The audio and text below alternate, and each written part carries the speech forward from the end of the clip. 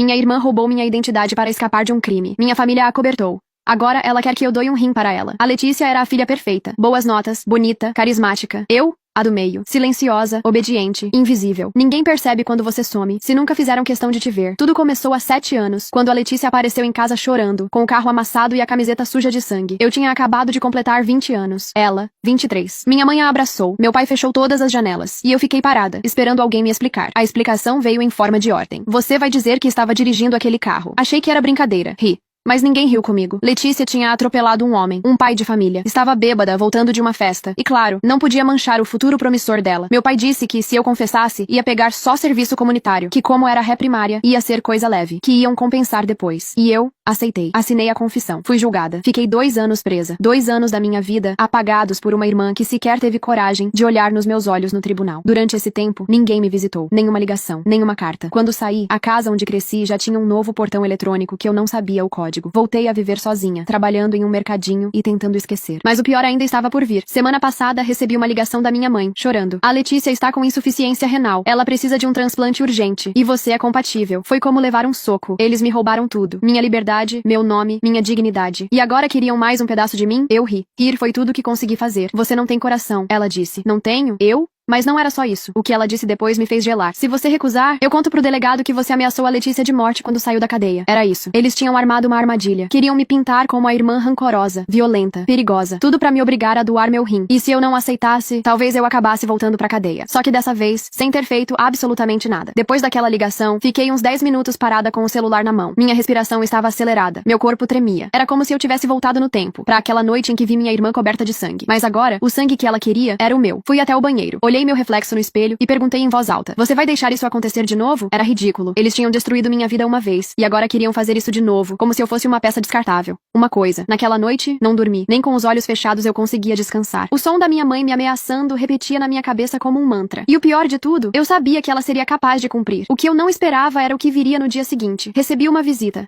Minha irmã. Ela apareceu no meu trabalho, com óculos escuros e um lenço no pescoço, como se estivesse tentando parecer frágil. Mas eu reconheceria aquele olhar frio em qualquer lugar. Posso falar com você? Ela perguntou com a voz calma demais. Saímos pra um canto nos fundos do mercadinho. Ela começou o teatro. Eu sei que o que aconteceu foi complicado, mas agora não é hora de mágoas. Eu preciso de você. Fiquei olhando pra ela, esperando alguma centelha de arrependimento. Mas não havia nada ali, só manipulação. Você precisava de mim quando dirigiu bêbada, quando me mandaram pra cadeia no seu lugar. Agora é tarde demais, Letícia. Ela deu um passo na minha direção. Se você não fizer isso, vai se arrepender. Eu juro que vai. Eu ri. E dessa vez, ri alto. As pessoas do outro lado da parede devem ter ouvido. Você tá me ameaçando? Depois de tudo que me fez? Ela não respondeu. Só virou as costas e saiu. Como se já soubesse que minha resposta seria não. Mas que, no fundo, ela ainda tinha a carta na manga da minha mãe. Mais tarde, recebi uma intimação da polícia. Estavam me investigando por comunicação de ameaça. Era exatamente o que ela tinha prometido. Eu estava sendo enquadrada como uma irmã vingativa, que teria supostamente ameaçado tirar a vida da própria irmã doente. Não era só crueldade. Era uma estratégia suja. Minha única chance agora era provar que fui usada. Que eu não era a culpada daquele atropelamento. Mas como fazer isso, 7 anos depois, sem provas, sem aliados, sem ninguém pra testemunhar a verdade? Foi aí que lembrei de uma coisa: a câmera de segurança da loja da esquina. No dia do acidente, Letícia apareceu em casa por volta das 4 horas da manhã. Lembro de ter ouvido o barulho do carro e corrido até a janela. A loja do Sr. Gaspar ficava bem na frente da nossa casa. Se por algum milagre ele ainda tivesse aquela filmagem, saí correndo do trabalho no meu horário de almoço e fui direto até lá. O Sr. Gaspar ainda estava vivo e ainda dono da loja. Me reconheceu na hora. Menina, quanto tempo? Como você tá? Respirei fundo. Tô tentando não voltar pra cadeia, senhor. Expliquei tudo pra ele. Falei do acidente, da prisão, do transplante, tudo. Ele ficou em silêncio por um tempo, depois coçou a cabeça. Olha, eu não apaguei nada do servidor antigo. Tá tudo guardado em backup, porque tive um processo na época, e precisei manter os arquivos. Meu coração quase parou. Tem como eu ver? Tem.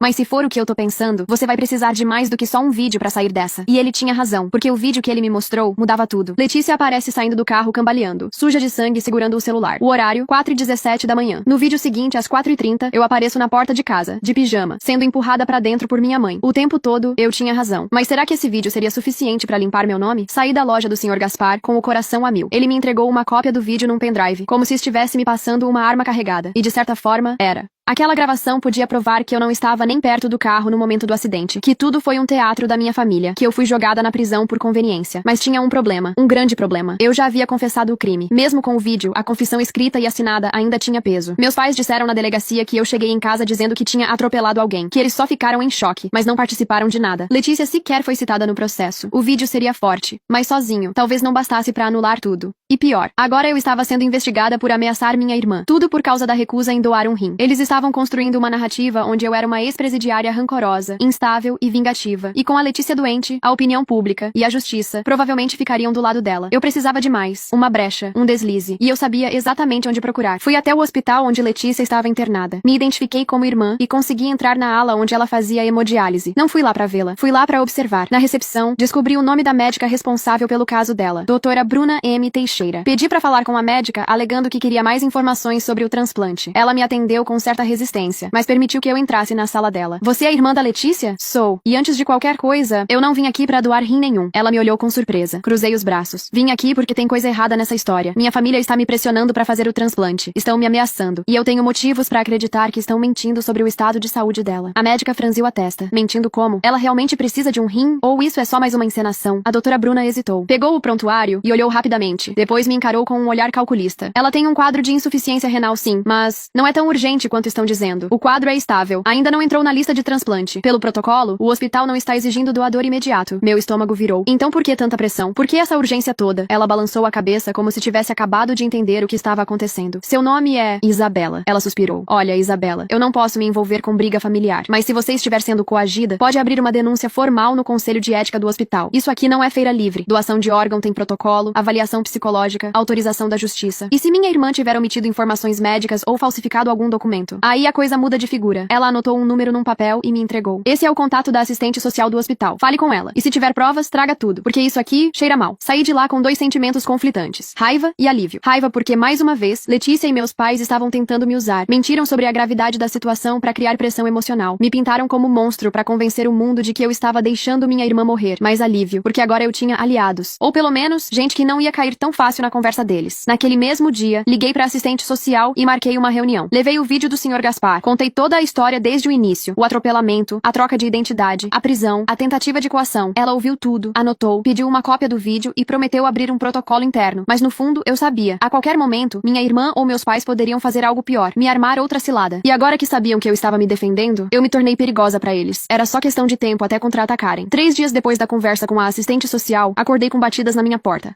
Era cedo, muito cedo. Abri, ainda de pijama, e dei de cara com 2 policiais. Isabela Alves? Sim. Temos um mandado de busca e apreensão. Meu coração disparou. Eles entraram direto. Começaram a revirar tudo. Perguntei o motivo, e um deles respondeu sem olhar pra mim. Suspeita de posse de material fraudulento e ameaça. Material fraudulento? Quando vasculharam meu quarto, encontraram o pendrive com o vídeo do Sr. Gaspar. Um dos policiais o segurou como se fosse prova de um crime. Tentei explicar, mas eles mal me ouviram. Me levaram até a delegacia pra prestar depoimento. Passei horas ali, tentando convencer uma delegada cética de que eu estava sendo vítima, e não agressora. Quer dizer que a sua irmã atropelou alguém há 7 anos, mas você confessou no lugar dela? Sim. E só agora decidiu contar? Porque só agora eles me colocaram contra a parede de novo. Me pediram um rim. Eu disse não. E começaram a me ameaçar. Tudo começou com um acidente. Agora virou chantagem. Ela anotava, impassível. Quando mencionei o vídeo, ela levantou os olhos. Vamos analisar esse material. Se for autêntico e consistente, talvez reabramos o caso. Mas, e se não quiser esperar a parte 2, pode assistir a história completa em meu canal do YouTube. Basta clicar em compartilhar e em mais, e depois clicar no link do YouTube aqui no meu perfil, ou procurar o canal Viciado em Reddit no YouTube.